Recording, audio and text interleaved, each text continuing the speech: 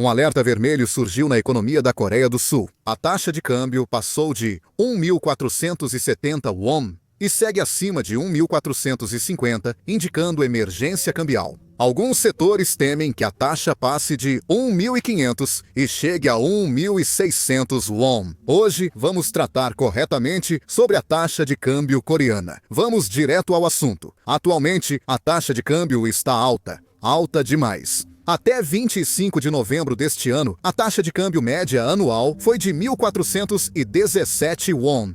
Mas o que isso significa? Esse valor é 18,12 won, maior que a média de 1.398,88 won em 1998, após o resgate do Fundo Monetário Internacional. Além disso, como agora há muitos casos em que o câmbio ultrapassa 1.500 won, as pessoas estão até comentando sobre isso. Realmente, a taxa de câmbio está muito alta. Além disso, desta vez o Banco da Coreia decidiu manter a taxa de juros inalterada. Já é a quarta vez consecutiva. Originalmente, o Banco da Coreia pretendia reduzir a taxa de juros. Mas, como o câmbio ultrapassou 1.470 won e atingiu o nível mais alto em 7 meses, isso acabou sendo um obstáculo para a redução da taxa de juros. Lee Shak-ryul, o presidente do Banco da Coreia, explicou que o motivo do câmbio alto não é a diferença de juros entre a Coreia e os Estados Unidos, mas sim o aumento dos investimentos em ações no exterior. Ele afirmou que os jovens investem bastante no exterior por acharem legal e que o câmbio alto é influenciado por esses investimentos em ações fora do país.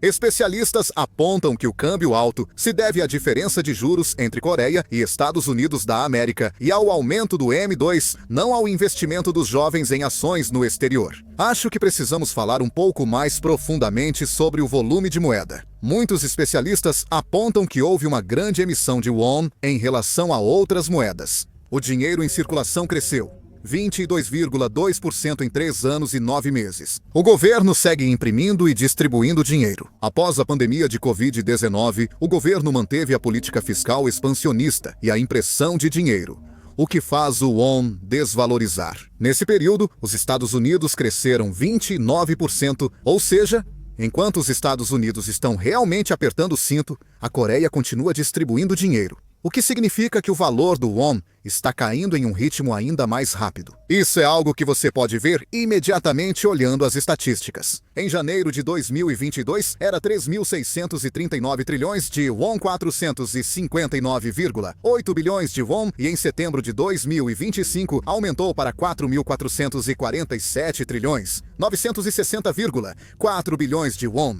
Um aumento de 22,2% em 3 anos e 9 meses. No mesmo período, os Estados Unidos da América subiram de 3.152,8 para 3.265,2 trilhões de won, alta de só 2,9%. Além disso, o Banco da Coreia costuma mencionar o aumento repentino dos investimentos em ações estrangeiras por parte do setor empresarial. Só isso não explica por que a taxa de câmbio chegou a esse ponto. Entre 3 e 21 de novembro, o won coreano foi a moeda que mais caiu frente ao dólar, com desvalorização de 3,29% entre as 9 analisadas. No período, iene caiu 2,11% e dólar taiwanês 1,87%. Desvalorizou-se ainda mais que as moedas do Sudeste Asiático. O aumento dos investimentos em ações estrangeiras pode ter influenciado, mas há fatores mais importantes envolvidos. Os especialistas apontam o aumento da quantidade de moeda em circulação e a diferença nas taxas de juros entre a Coreia e os Estados Unidos da América. O rápido crescimento da oferta de moeda, junto com essa diferença de juros, são fatores-chave que estão elevando a taxa de câmbio. A taxa de juros da Coreia é 2,5% e dos Estados Unidos da América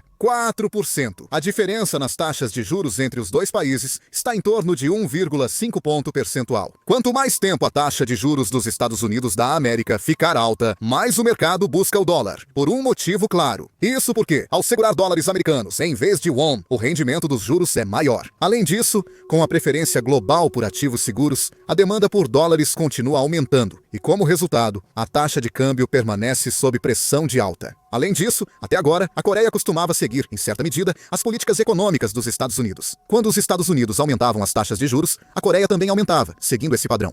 Mas, dessa vez, isso não aconteceu. A inversão das taxas de juros está se repetindo. E o problema é que esse fenômeno de inversão das taxas de juros está durando mais do que nunca na história da Coreia. Já houve alguns casos no passado em que as taxas de juros da Coreia e dos Estados Unidos se inverteram, mas o número de vezes não foi grande. Foram só 4 vezes: 1999, 2005, 2018 e agora. Nos casos anteriores, a inversão das taxas de juros durou geralmente entre 21 e 25 meses. Isso significa que em cerca de 2 anos voltava ao patamar normal. Agora, a situação é completamente diferente. Desde 2022, a inversão das taxas de juros já soma 41 meses. O período está muito longo e a pressão que o mercado está absorvendo é extremamente alta. A própria diferença de inversão também aumentou consideravelmente em comparação com o passado. Em 1999, o máximo foi 1,5 ponto percentual, mesmo valor atual. Isso só caiu porque os Estados Unidos reduziram um pouco as taxas de juros recentemente. O grande diferencial negativo nas taxas de juros gera instabilidade na economia sul-coreana e sustenta a alta do câmbio. O Banco da Coreia pode aumentar juros para combater isso?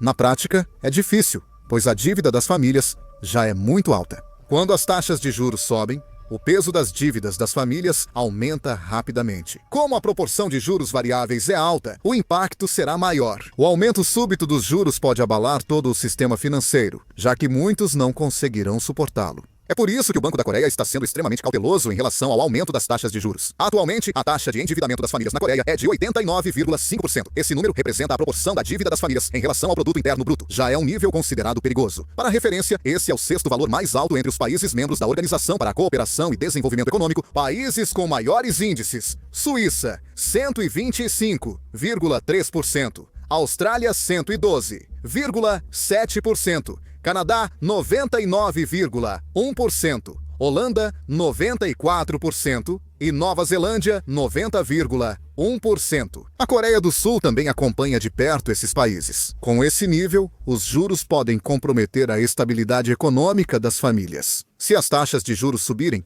mesmo que pouco, endividados serão bastante afetados, e há alto risco disso atingir todo o mercado financeiro. Chegamos a um ponto tão crítico que é difícil prever o colapso e sua velocidade. Por causa dessa estrutura, o Banco da Coreia não pode aumentar as taxas de juros. E a diferença de juros com os Estados Unidos não é fácil de resolver. A diferença de 10 anos persiste e a pressão para a alta do câmbio continua igual. O problema da Coreia não é só variação cambial, mas vulnerabilidade estrutural somada a fatores externos, tornando a situação mais preocupante. O lado positivo é que especialistas preveem que os Estados Unidos da América vão desvalorizar o dólar a partir do próximo ano. Os Estados Unidos da América vão enfraquecer ainda mais o dólar para benefício próprio. Kim Gang-seok, diretor de pesquisa econômica do Instituto Coreano de Economia e Indústria, disse que a taxa de câmbio deve cair gradualmente para cerca de 1.450 wones. O aumento dos investimentos das empresas no exterior está elevando a taxa de câmbio. O governo dos Estados Unidos está exigindo fortemente grandes investimentos dentro do próprio país por parte das empresas dos principais países aliados, incluindo a Coreia, sob o pretexto de expandir a produção doméstica. Em setembro, os depósitos em moeda estrangeira das empresas atingiram 92,26 bilhões de dólares, ou 135,6 trilhões de won. Isso é 3,11 bilhões de dólares a mais que os 88,75 bilhões do ano passado. Para as empresas, é necessário manter dólares para investir localmente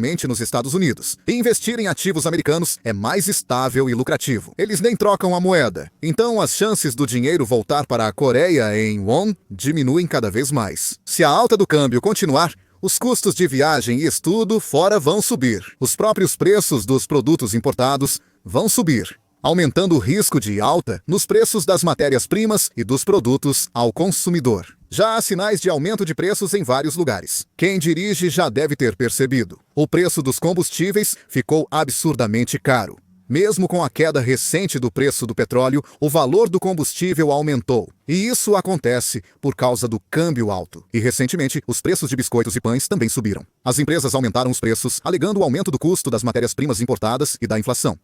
O preço da carne bovina australiana subiu 10% em relação ao ano passado. A economia coreana está estranha. Não é porque a economia está se recuperando e o dinheiro está circulando que o câmbio está subindo, mas sim porque, mesmo com a desaceleração econômica, apenas o câmbio está disparando. Essa combinação está se tornando uma pressão que pesa sobre toda a economia, espalhando uma estrutura que impacta todos os setores, desde a economia das famílias até a gestão das empresas. O consumo está congelando rapidamente. Com o aumento dos preços, as pessoas acabam fechando a carteira para tudo que não seja gasto essencial, e o câmbio alto está elevando o preço dos produtos importados, aumentando cada vez mais o custo de vida. Se combustíveis e alimentos continuarem subindo, as pessoas vão reduzir o consumo. Com o menor consumo, o faturamento das empresas cai e a economia esfria. Além disso, os preços de produtos importados seguem subindo. A Coreia depende da importação da maior parte da energia, grãos e matérias-primas do exterior. Quando o petróleo, gás natural liquefeito, grãos e minerais sobem com o câmbio, produtoras nacionais assumem todo o aumento dos custos. Empresas do setor manufatureiro têm menor lucro por causa do aumento dos custos de matérias-primas